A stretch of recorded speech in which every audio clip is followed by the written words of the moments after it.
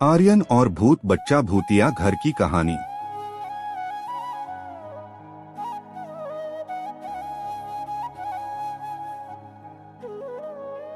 किसी छोटे से गांव में एक पुरानी हवेली थी।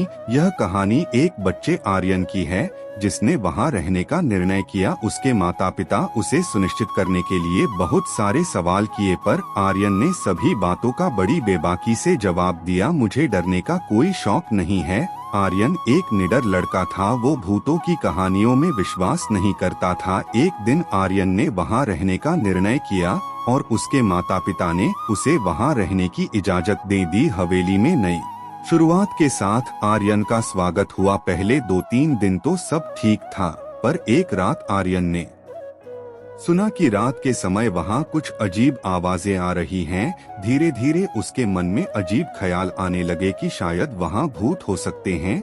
लेकिन आर्यन ने खुद को समझाया और खुद से कहा, ऐसा कुछ नहीं हो सकता, कोई भूत नहीं होते, ये सब तो मेरे मन का वहम है। एक दिन जब आर्यन अपने कमरे में अकेला था, उसने एक अजीब सी आवाज सुनी। वह बाहर देखने निकला और उसने देखा कि एक छोटे से बच्चे रो रहा था जिसने फटे पुराने कपड़े पहने हुए थे। उसे देखकर ऐसा लग रहा था वह कई महीनों से नहाया भी नहीं है। आर्यन ने बच्चे से पूछा, तुम कौन हो और तुम यहाँ कैसे आए हो? बच्चा मुंह चिढ़ाते हुए बोला, मैं एक भूत हूँ, लेकिन मैं डरावना नहीं हूँ। मैं यहाँ अकेला था, इसलिए मैंने तुमसे मदद मांगने आया हूँ। भूत बच्चे ने आर्यन से कहा, क्या तुम मेरी मदद करोगे? आर्यन ने बच्चे को संबोधित किया, तुम डरावने भूत नहीं लगते हो। क्या तुम सच में एक भूत हो? तुम्हें यहाँ आकर कैसा लगा? बच्चा हंसते हुए बोला, यहाँ बहुत अच्छा लगता है, पर तुम मेरे बारे में किसी को नहीं बताओगे, ठीक है? आर्यन ने खुशी खुशी स्वीकार कर लिया और वह दोनों अच्छे दोस्त बन गए। भूत बच्चा आर्यन को अपने भूत दोस्तों से मिलवाता और रात के समय उनके साथ खेलता था। ऐसा बहुत समय तक चलता रहा, लेकिन आर्यन ने जाना कहानियों में कहे गए भूत और असली में भूत बहुत अलग होते हैं।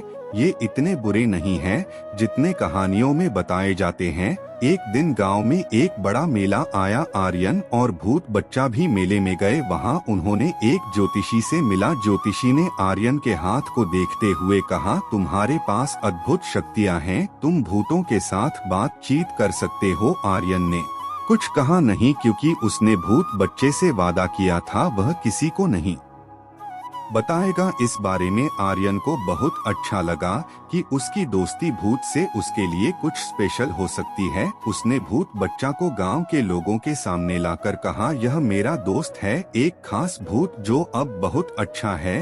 ये वैसा भूत नहीं है जो आप लोग अपनी कहानियों में बताते हो। ये बहुत ही अच्छा भूत है, बिल्कुल हम इंसानों जैसा ही।